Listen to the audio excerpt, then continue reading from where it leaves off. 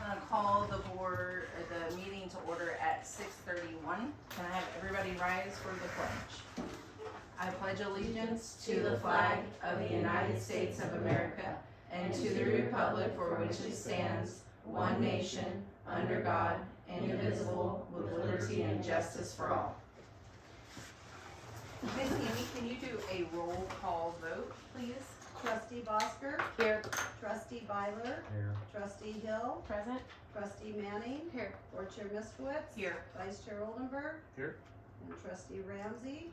She is excused absent with the nepotism statute. Thank you. Thank you. Noted.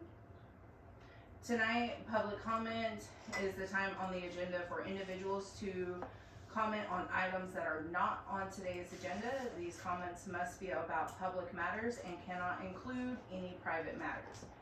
I will ask the individuals to try to keep their comments to 3 minutes. Any public comments at this time?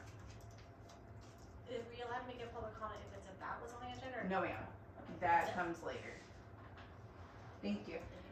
Okay, moving on.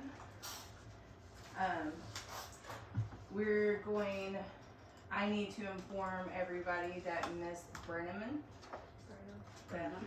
has officially withdrew via contact with Miss Deborah as of yesterday. So we're gonna start with our interview process with Mr. Joel Ramsey. So can I have, Kyra, will you start off reading the questions? If we're doing the interview and opening it, don't they get to talk now? Not yet, we're gonna do it after we ask the questions, so Okay.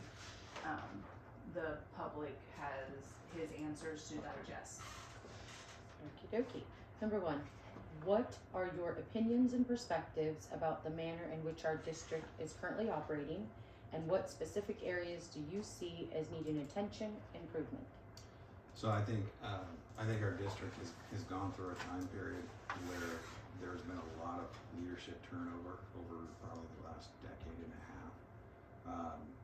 I think that's a big issue for us, that we have not had this continuity of leadership over a long period of time. When you have that,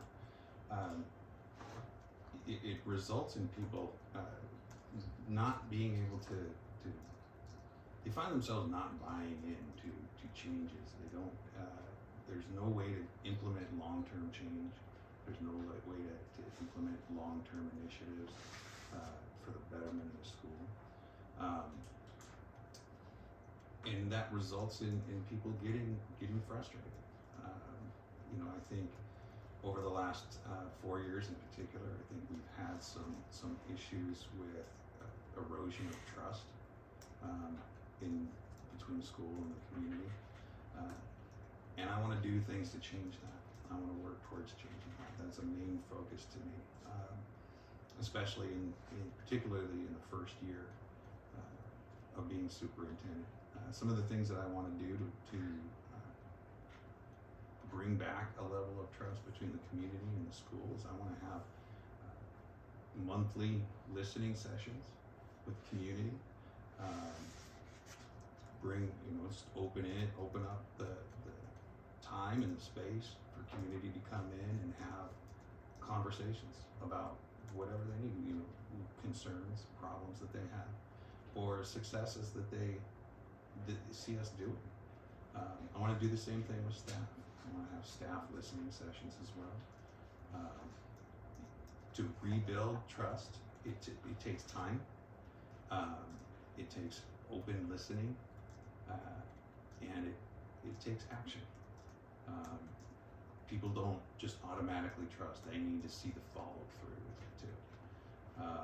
And that's something that I commit to is the follow through. If somebody calls and I leaves a message, they're going to get a call back. If somebody sends an email, they're going to get an email back. If somebody comes in and needs to talk to me and I'm unavailable for that moment, they're going to get a contact back from me. So rebuilding trust with the community is very important, and that's a first priority initiative for me. I like it.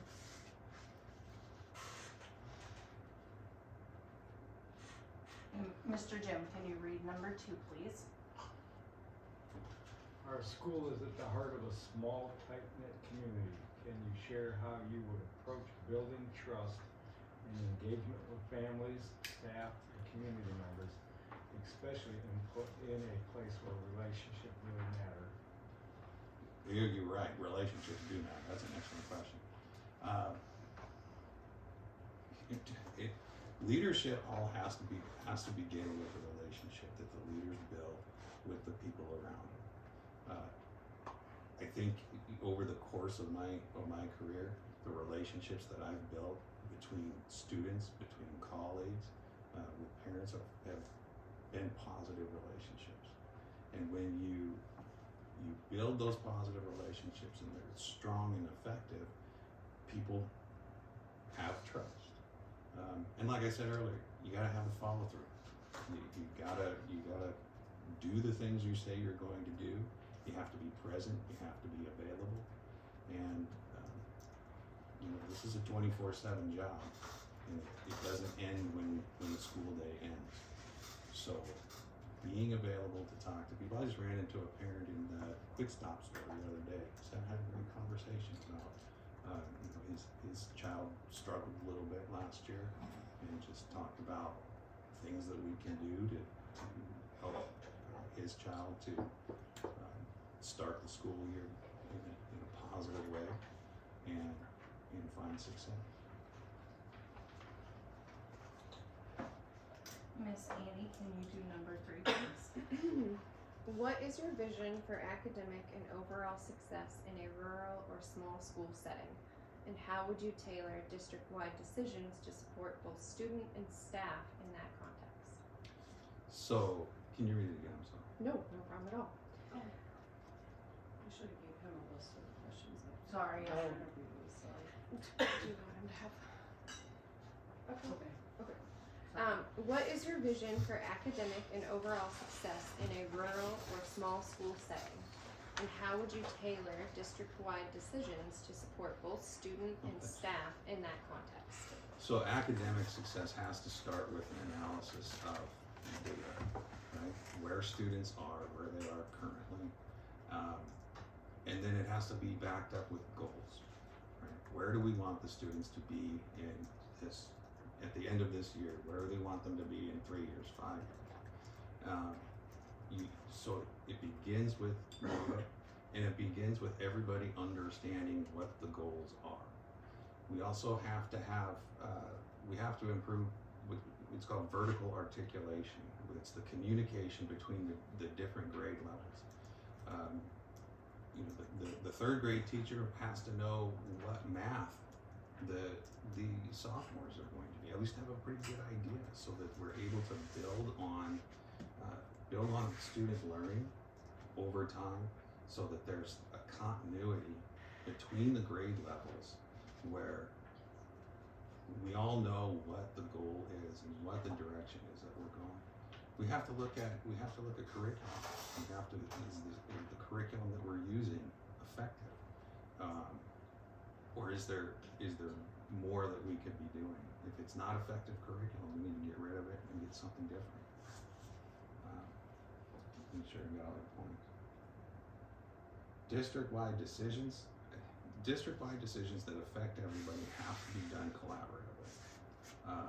I don't see my role as superintendent as being authoritarian. I'm not coming down with this is what we're doing, but there's a place for some of that. I can guide some of that discussion, but school-wide decisions have to be collaborative and have to involve all the stakeholders, have to involve teachers, parents, community, and students.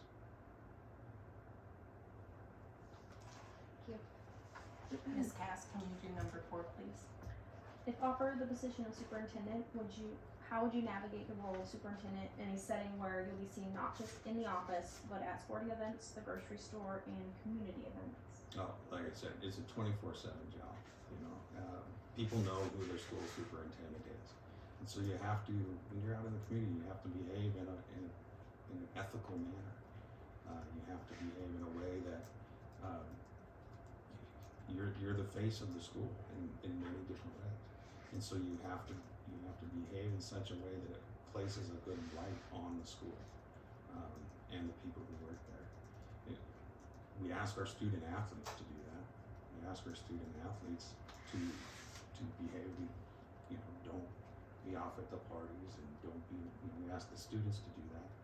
The leadership should do the same thing, and also be available when you walk into the store. People might have opportunity. They want to talk to you.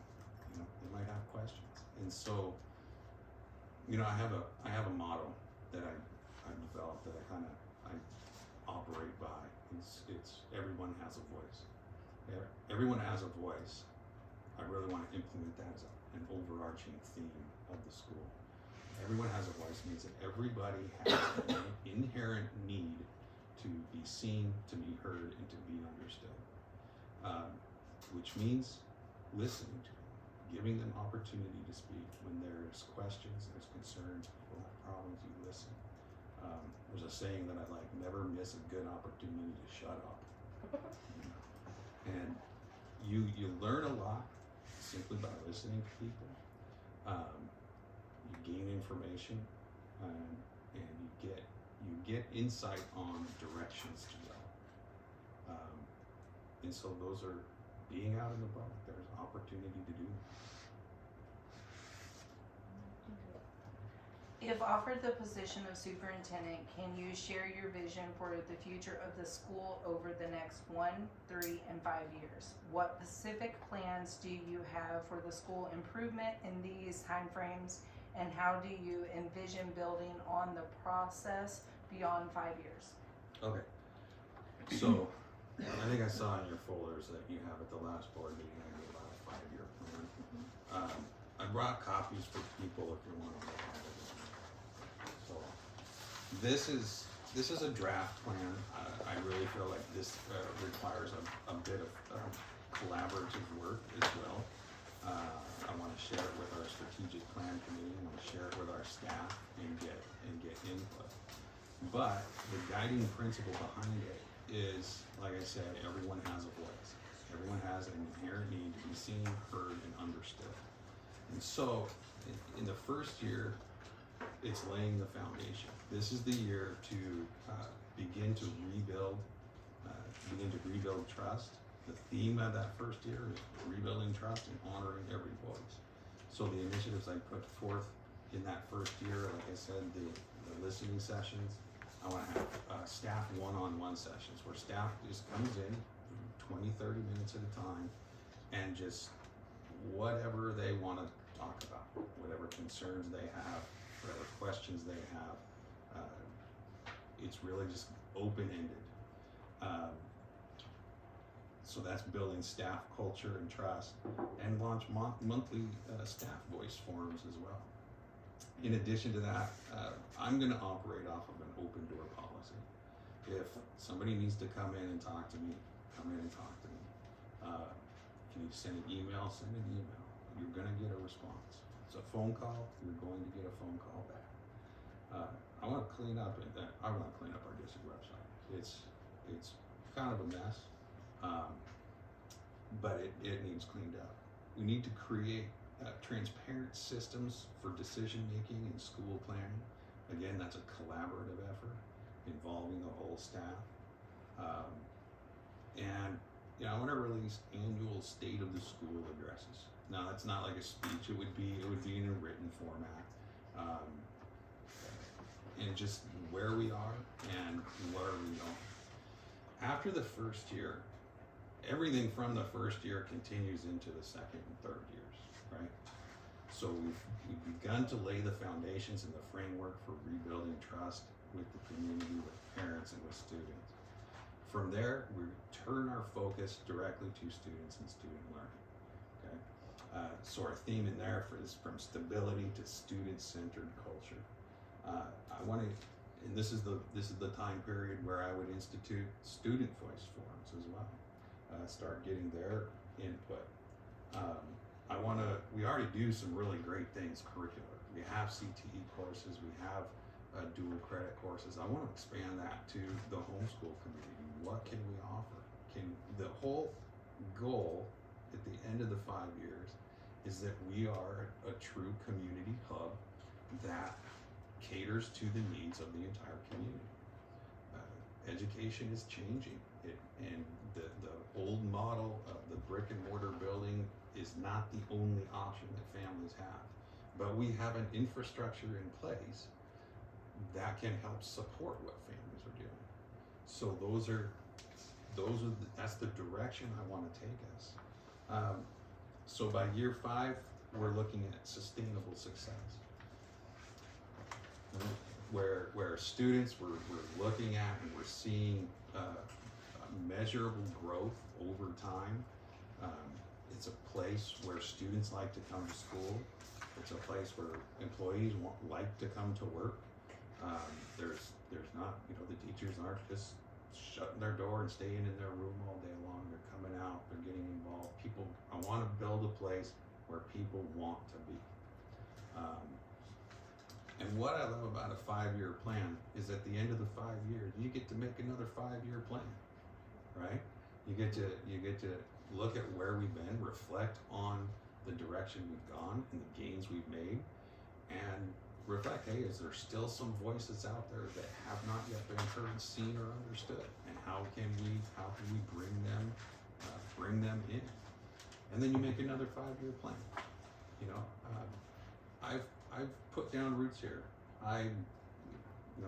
We moved here, bought property here, we built a house here, and I want to stay around here. This school helped re-energize my love of education. So I owe it a lot. Mr. Eric, number 6, please. All right. Can you describe a time when you faced a challenging situation with a staff member, parent, or student? How did you approach resolving the conflict, and what strategies would you use to guide someone through a difficult or opposing perspective while maintaining a positive school culture? Gotta hear their voice. You work with people. Conflict is inherent with working with people. I don't shy away from conflict, but I don't seek it out either. I think we've kind of come through a time over the last 4 years where there's been leadership that has kind of sought out some conflict at times, and that's not me. The way I like to deal with conflict, in my very first year of teaching, I heard a great piece of advice. It was anticipate and have a plan. Anticipate anything that could happen and have a plan to deal with it. You can anticipate that conflict is going to happen. So what is your plan to deal with it? If I hear somebody that's upset about something, I want to bring them in and have a conversation. I want to hear what they have to say. I want to hear their perspective. I want to understand where they're coming from, and if there's any misconceptions in their understanding, I want to be able to clear them up. And you do that in a calm, collected, even way, where you're not adding to the conflict. A lot of the times, most of my experience, I haven't had a lot of personal conflict with fellow teachers or really even students, especially the last probably 10 years of my career, because I've learned how to keep an even affect and not allow things that people do to get my goat, because I believe everybody has a voice and they have to be heard. And they have a right to use their voice, and they have a right to use it however they want to use it. I can only control mine. But most of my experience with conflict has been in managing conflict between other people, whether it be student to student, teacher to student, or teacher to teacher. And so in managing conflict, one of the first things I would do is, if somebody has conflict with this teacher, has conflict with this teacher over there, and they come to me with the conflict, one of the things I'm gonna listen to what they have to say, but one of the things I'm gonna ask them is, have you gone and talked to that person yet? And if they're at place where they just can't talk to that person, well, you need to go talk to that person, and you need to work through that conflict. And if they can't, then okay, let's come in and I can help mediate this conflict and see if we can come to a place where you both can live with the result. Doesn't necessarily mean you're happy with it, doesn't necessarily mean you like it, but can you live with it? That kind of thing. You know, like I said, anticipate and have a plan. After doing this for a while, you learn how to anticipate, say, students who you would likely have conflict with, and so you have to do things that strengthen the relationship with that student in order to preempt and prevent the conflict from even occurring. And that's something that I've gotten very good at. Andy, can you read number 7? Tell us what fiscal responsibility means to you. Give us a few examples of how you would ensure the school is operating in a responsible and efficient manner. Well, first thing is I have to understand the school's money is not the school's money. The school's money is the taxpayers' money, and you have to be a good steward of that money. You know, we're entrusted with that money, and we have to use it for the betterment of students, for betterment of the school. I do believe that it can be used to help teachers grow. That's a big initiative for me as well, is allowing for professional development, allowing for teachers to improve what they do, because that improves improves student results. And so that's the biggest understanding, I think, as far as fiscal responsibility. And you also have to be open and transparent with it as well. Transparency is an important component of showing the community that what we're doing with their money is the right thing, and it also helps build trust.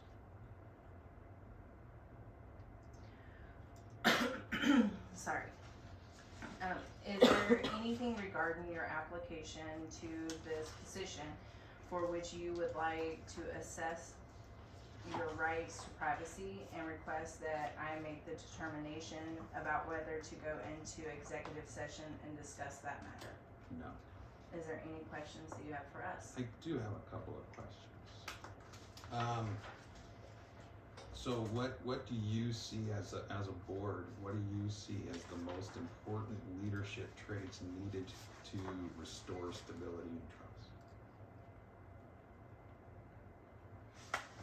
Or we just randomly answer? Why not? I mean, you've definitely listed transparency in there, and that was one of my main ones, even from the last round of interviews. Is I think that the school and the community needs the transparency the most. I think accountability is huge, and that happens on a lot of levels. That's everywhere from holding staff accountable, holding students accountable, holding ourselves accountable in a lot of ways that you've discussed, and whether that's financially, whether that's academic outcomes, whether that's behaviors. I just think accountability is huge, and I think that's an important attribute of a superintendent. Is sometimes it's not fun, but it's very important to be the person that ensures accountability. I think that's important too, and I think it starts with the superintendent holding themselves accountable, and going when there's accountability needed to take place. Say with a teacher, you've got to go have that sometimes difficult conversation, and when you've gone through a process of building trust with that teacher, they're going to take that feedback a lot better, a lot easier to take that feedback. And my only thing is communication, which you kind of hit on that, and so did both of theirs kind of run with those, so. And I can say that everything he said is absolutely true. It's not a secret, I had a very hard student, and Everything he said about strengthening that relationship, it hits me because he did that. When it got hard, he did that. Every phone call, every email, even when the last 2 weeks it was down to almost daily where I was nervous he wasn't gonna graduate, he was making sure he did. He was in the classroom telling him, hey, you have this assignment, you better do it. I was at the front door, hey, you have this assignment, you better do it. And he never once left me hanging for a phone call, email, or check-in. So I can attest that everything he stated here is absolutely factual. Asking over. Yes, sir. Okay. One more answer Okay. to you. Another Sure. big one I think is leadership, and in a lot of ways, and you've hit on it. But one I think that's vitally important is leadership in the relationship with the board. Mhm. The board, most of us, some of us are, but varying levels of expertise in public education and education, the science of education, all of it. And I think a really effective school is going to have a superintendent that is providing a lot of good advice to the board and working collaboratively with the board. I agree. You know, I think there are some great things that we are doing here. What are some strengths that you see in the district that you would like to be preserved and built on? That's a great question.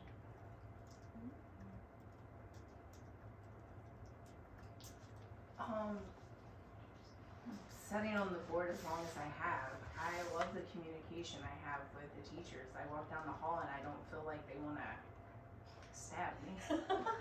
So I do want to preserve that. I like being able to, if they have a question, they can just ask me, or if they have a question about a policy, I can direct them how to get the answer if I don't have it. So I would like to keep that communication and not slide backwards.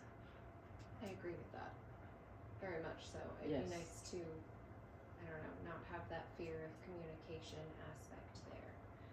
I feel like that needs to be opened up, and you guys need to be empowered to be able to go and discuss things with teachers. Respectful. Yes. Oh yeah. Appropriate things. I would say the staff. I think we are very blessed to have some amazing staff in this school, in a tiny rural community where it can be hard, where a lot of schools have challenges to retain good staff, and I think we're very fortunate that way. I think with the turnover of leadership over the last several years, it speaks volumes that we have so many staff that have stuck here and remain here. That to me is a definite strength. I love working with these people. And, they're great people, and they stick around. So I want to be able to build a school community that they deserve. I also really like the community events that we do have at the school during the summer. I would like to touch on that a bit just because, I mean, there's volleyball camp available, there was soccer. Having the school open for that, where they can house that, is awesome for the kids in the community. And I would like to see that keep going. I want to see that keep going. I want to expand it. Exactly. And like I said, I want to make a community hub where, I mean, we have this facility, and the taxpayers pay for it. They need to be given the opportunity to use it. I got one more. How can I, as superintendent, help foster a more unified district culture from school board to the staff to the community? I would say consistency, leadership, and communication.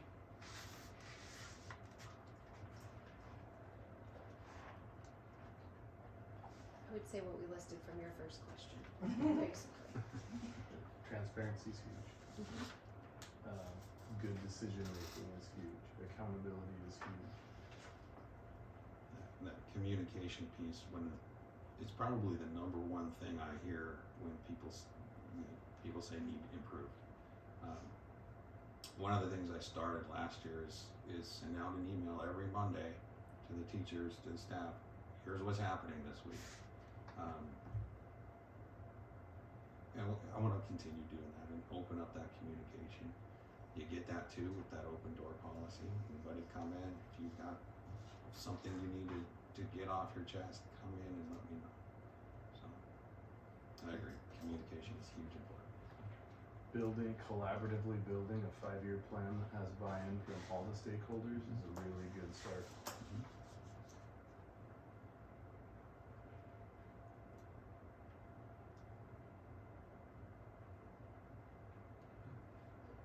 That's all the questions I have. Miss Deborah, are you still there? Yes, I'm still there. Okay. At this time, our community would like to say something. Can I open it up to public comment? That's entirely up to you. Okay.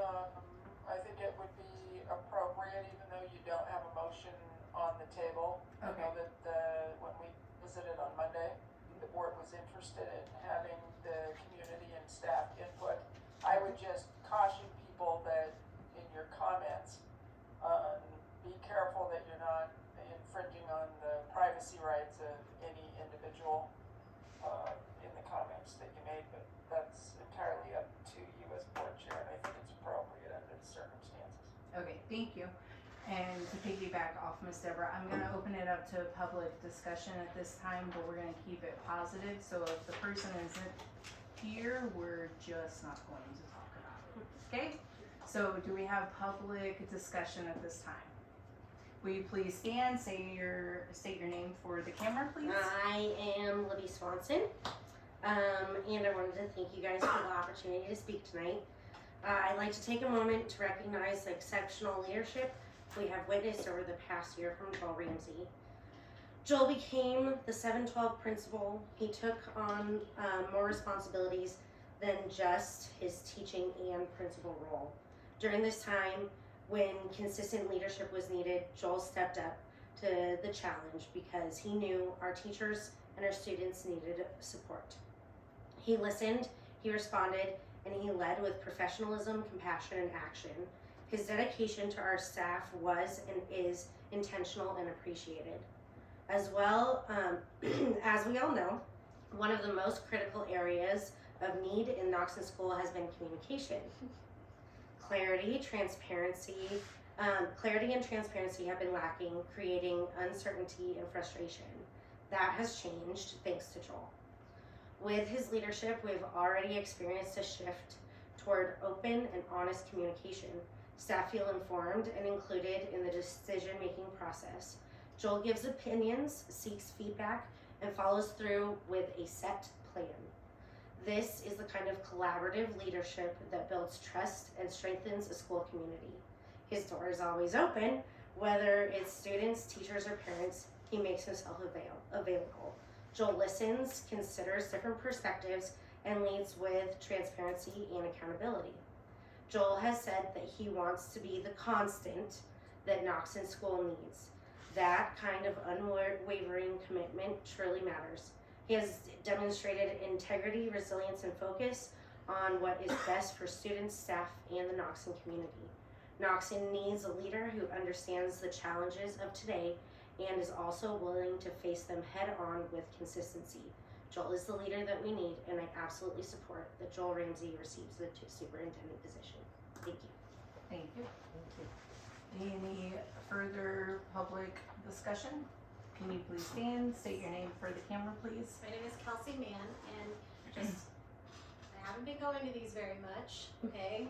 But, I can attest to the fact that when you run into Mr. Ramsey at the store, he's professional, polite, and both him and his wife are always accepting to anyone who talks to them or whatnot. But I just want to I asked my kids before I left, do you want Mr. Ramsey to be the new, I said new white cell, because they don't understand what superintendent means. And they both said yes, absolutely. Every student in Knoxon wants Mr. Ramsey to be the new superintendent. And so I just wanted to voice that because it was from a student perspective. And I know from experience with my son having him as a teacher that he is very professional and he's intimidating in the right way when it comes to behavior in class based off my students' behavior and observation, because he's in one of the toughest class groups. And so I just wanted to commend that. He has the stature and the presence that students need here at Knoxon, and he doesn't waver. He stands firm in what he teaches and what he believes in, and I think it would be a good choice. It doesn't sound like he has any competition anymore, which is probably a good sign. But I wanted to voice that because it's a student who said that, and we all approve. That's it. Thank you. Yeah. And please stand, state your name for the camera. Robin Schwartz.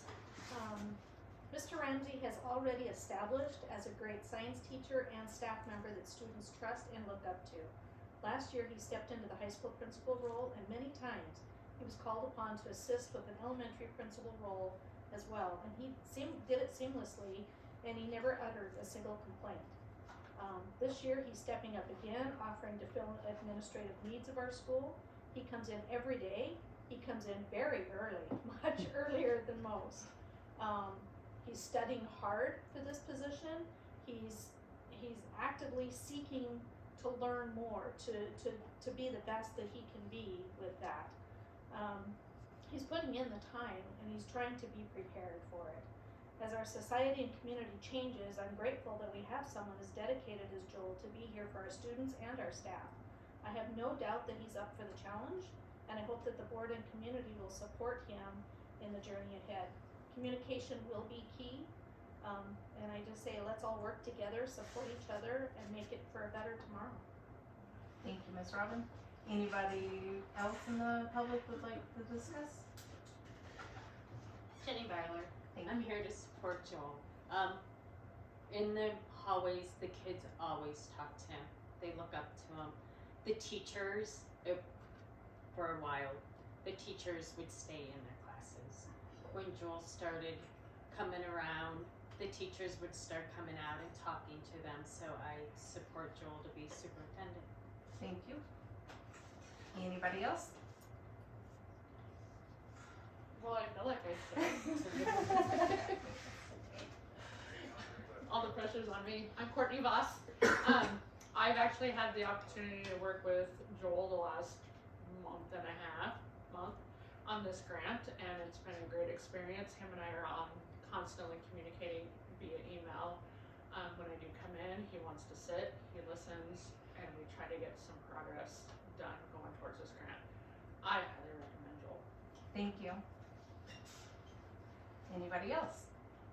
Okay, at this point, I'm going to have Ms. Silk instruct us so that the public has complete transparent of the nepotism statute that we are abiding by. Ms. Silk, can you do that? Yeah, I can do that. I apologize, but I didn't realize until after your meeting on Monday when I was visiting with your chair. I did not, and I should have put two and two together, but I didn't. I did not realize that Mr. Ramsey's wife was also a sitting trustee. That triggers the nepotism in this state. In other words, you can hire the relative of a trustee, including a spouse, but you have to follow a process in the law. And what it requires you to do, if the board is considering hiring Mr. Ramsey as your superintendent, you have to post notice at least 15 days in advance. I understand from visiting with both your chair and with your clerk that that notice has been posted in your local newspaper, and they did that in Amber or Tammy, you can correct me if I'm wrong. They did that preemptively in the event that the board was considering hiring Mr. Ramsey for the superintendent position. With that 15-day period, I think if I have my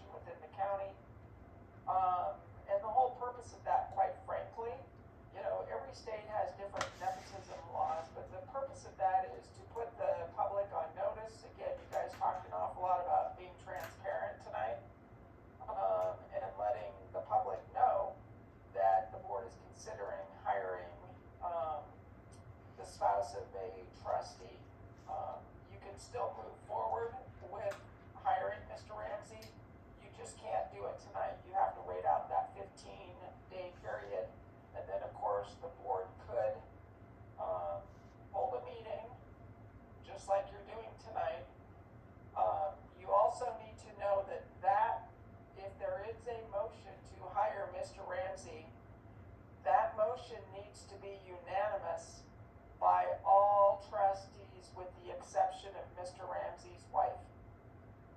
That's what the law requires. So just so you know, that's sort of the process. And again, I apologize. I was listening to Amber and I could see part of you on Monday, of course, and I kept asking myself, I wonder why Amber is mentioning that such and such trustee is not gonna vote on this motion. And so I asked her about it on Tuesday and then of course, got clarity on the issue. But the board is aware of that.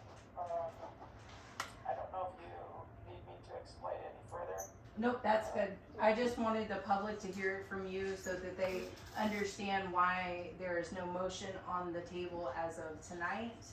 And that they know that we did what we intended, was to interview both candidates, one with Drew, and we did follow through with what we told the public we would do. So my question to the board is, Mr. Eric will not be back in from vacation until the 4th. We have until the 31st, and because it is under the nepotism statute, we all have to be here. We can do it electronic, but all of us have to be here or it can't be a motion, it'll fail. So, I put in the paper the 31st was the meeting at 7 because I had to give the paper something on the statute of if Miss Jackie or Mr. Joel were both being interviewed, I had to give the paper something. So now my question is to you guys, because I need to give the paper the right date if we're moving forward, because we can't decide if we're gonna do a motion or not at this meeting. We have to wait until the 15 days. Which is the 31st. Which would be the 31st, but because all of us have to be here, it needs to be August the 4th and going on. So. Amber, I would just like to clarify as well that if any of you, and I don't know if this applies to your vice chair, but you guys know that you can participate electronically. If there's an opportunity for any of you, I should say an opportunity, if there's a challenge for any of you to participate physically in a meeting, you can participate electronically if that's an option. If not, you're going to have to potentially look at a different date. At least with posting the notice, it's at least 15 days. You can have the meeting at any time after that. You just can't consider hiring Mr. Ramsey before that 15-day period.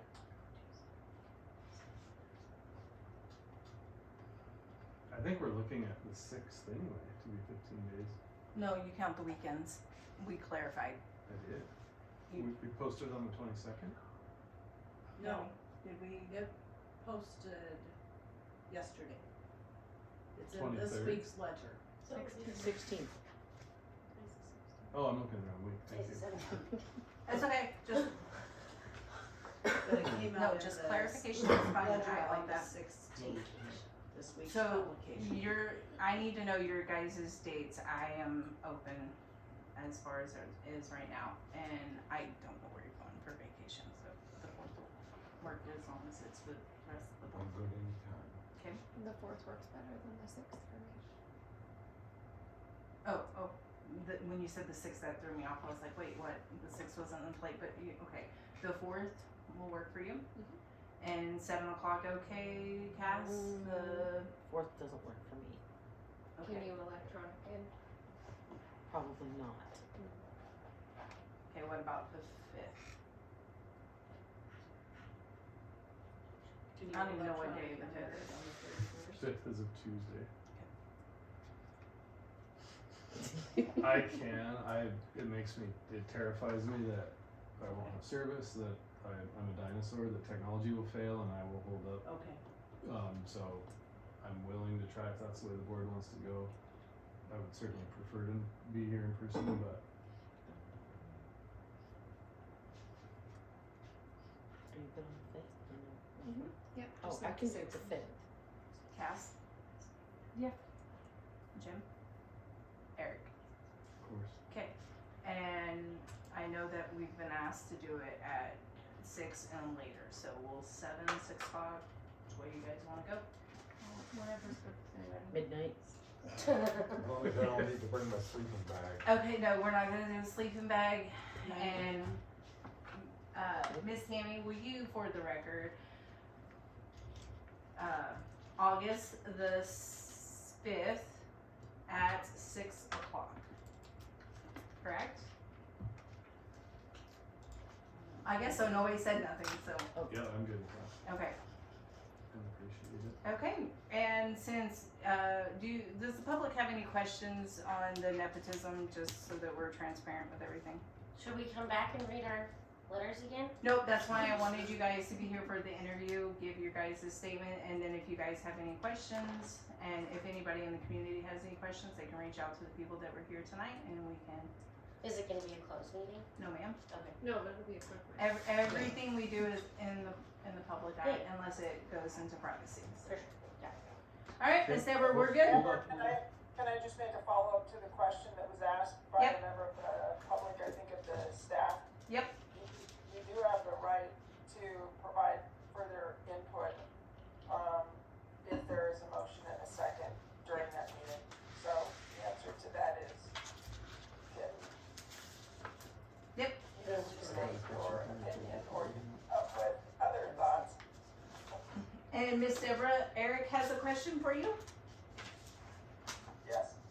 So recognizing we can't make a motion about hiring today, but I do think if that is the direction the board wants to go, there are a couple potential avenues working towards that desired outcome.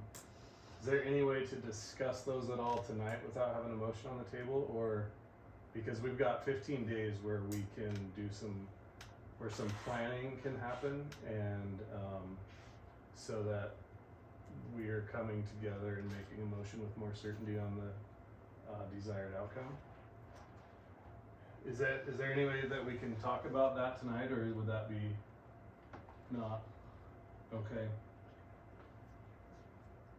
I'm not sure exactly what you're referring to, maybe you can Jerry clarify. deliberates. Well, so there's a couple things. One was the outstanding question for OPI about whether or not Mr. Ramsey could be superintendent and maintain accreditation and those things. The other option that I've always been a fan of is an interim appointment. So operating under a retired superintendent's certificate essentially. And so yeah, can we discuss those things at all? I think you can discuss those. First of all, let me address the issue with OPI. I tried calling OPI, and couldn't get anywhere by phone. And Mr. Ramsey knows this because I CC'd him on my email communication to the certification department at OPI, and I asked the question, and I thought I had the facts correct, and Mr. Ramsey confirmed that. I asked them because it's my understanding, I even visited with my executive director, Lance Melton, who also is an attorney. If Mr. Ramsey is enrolled in an internship program, and that's between the intern, the university, and the district, he qualifies to sit in the seat of a superintendent. I asked the certification department of OPI and asked them to confirm that. Today, Mr. Ramsey and I received an email communication, and I'm not sure it answers the question, but they did confirm that internship program is an agreement between the intern, the district, and the university system, and I asked a follow-up. Mr. Ramsey, you probably saw that. Yes, I Just trying to ask for confirmation that number one, and again, I think I already know the answer to it, but I think Eric, what you're looking for is confirmation from OPI. Yep. That if he is enrolled in that internship program, he can perform the duties of superintendent and it doesn't impact your accreditation. As of tonight, I did not get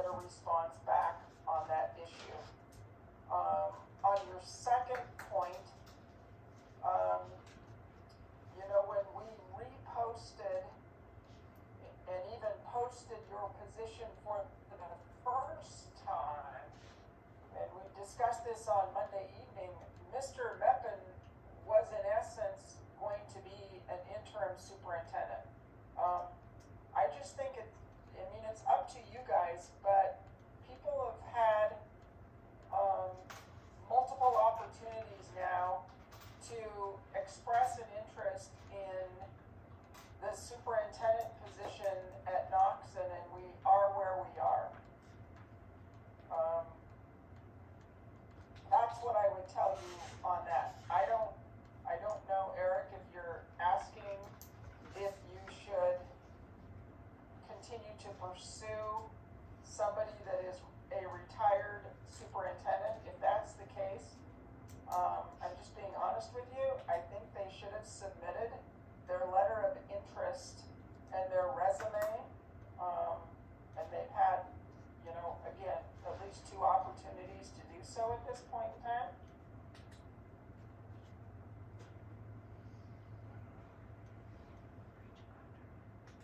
Does that answer your question, or?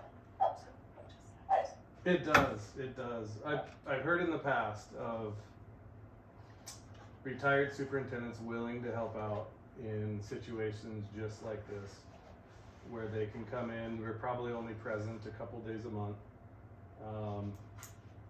But again, provide that mentorship and things happen through their certificate as superintendent.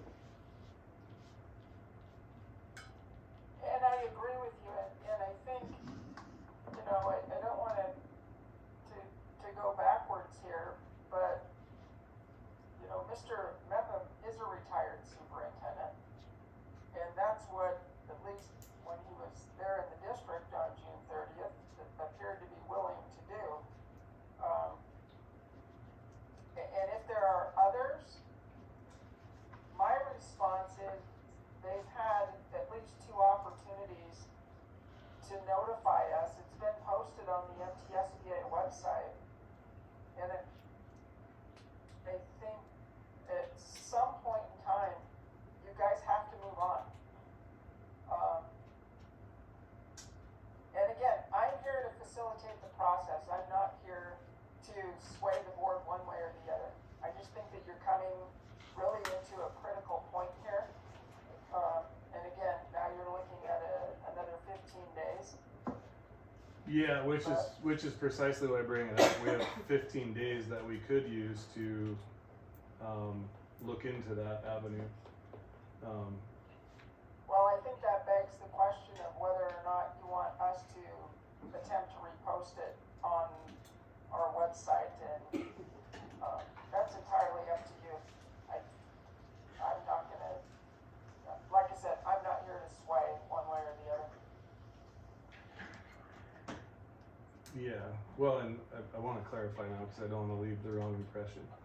I'm a big fan of Mr. Ramsey. I think would provide awesome leadership for the future of the school. What I'm thinking about is how do we maximize, give Joel every opportunity for success, make it a nice transition. That's the types of things that are on my mind. So it's not to me a question of whether Joel is the right person for the job. It's what's the best way that we get there.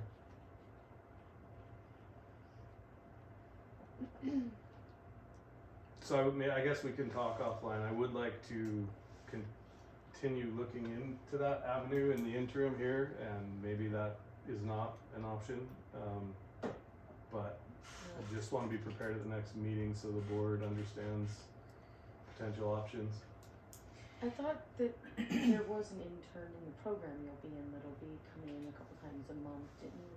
Through the internship program as a mentor. It's a mentor, but it's kind of, I guess not, okay, not an intern, but you'll have a mentor that was a superintendent that can mentor you with any questions or problems Through the university. through the university, so. It seems like that was answered several times. Yeah, I think, I'm comfortable with that. You've got somebody to reach out to, and we're in a unique situation here.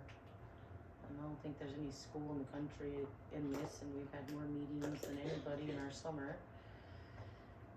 I think that Deborah is right, that we are where we are and we know what we want to do, but unfortunately we kind of sit on our hands for 15 days. And I apologize. I don't We think it's shouldn't be in this anybody's fault. situation. We It's- should have been guided because there's been lots of board members, wives hired, husbands on the board, chairman, and there's no reason that this board should be sitting in this situation right now, except for y'all know why. That nobody was guided right. I heard this in Deborah's training number 2, and You're not. No, she did ask me about it, but I give her the same thing that I've been given You for the didn't last know. 4 years, which is nobody's known, nobody's been told, nobody was I guided think properly. nobody maybe has brought it up because it's such a small town. I know for a fact we've had teachers and school board members that have been. So I mean, it's something that's happened. We just haven't brought it up Yeah. to this extent.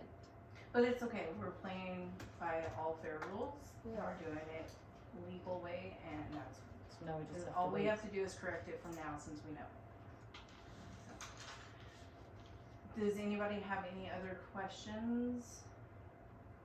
Well, so to clarify though, if OPI comes back and says that we can't operate under that, there wouldn't be a provisional certificate that we couldn't operate under, then we are in a situation at that point where we would need to. And Deborah's gonna get back as Do soon what I as suggested. OPI gets back to her. She'll let us know, and then we can, if it does come, since I have the whole board here and it won't be on just my shoulders, if OPI does come and say that we will have a problem with that, what are we looking at as a board? What do you guys wanna do? Cause it could be 2 days from now. Do you guys wanna open it back up? And I'm pretty sure we could do an emergency something because we're going into the school year. What's wrong with the mentor? No, I'm just saying if OPI, the question that I'm giving you guys right now is if OPI comes back and says, no, we will pull your accreditation if you do this. Hypothetically, I'm not saying they are, I'm not saying there's a chance, I'm just saying hypothetically, if that comes, I need to know the direction because it will be in a moment's notice and we're going into August. So we're going to prepare for worst case scenario and we will be blessed if we do not have to do that. If we are in that situation, what about the county superintendent? I can reach out to her and get guidance tomorrow and see what she would say. I Feel like have not had that conversation with her, so I can't That would be answer the that. easiest avenue, at least, and then we could talk about reopening it at another time if that's what needs to happen. But I feel like based on the brief research I did on it online, should be good.